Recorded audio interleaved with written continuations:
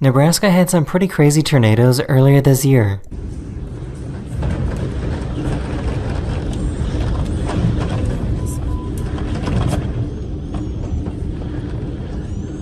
Back in 2019, a super rare event happened that allowed parts of Southern California to receive snow.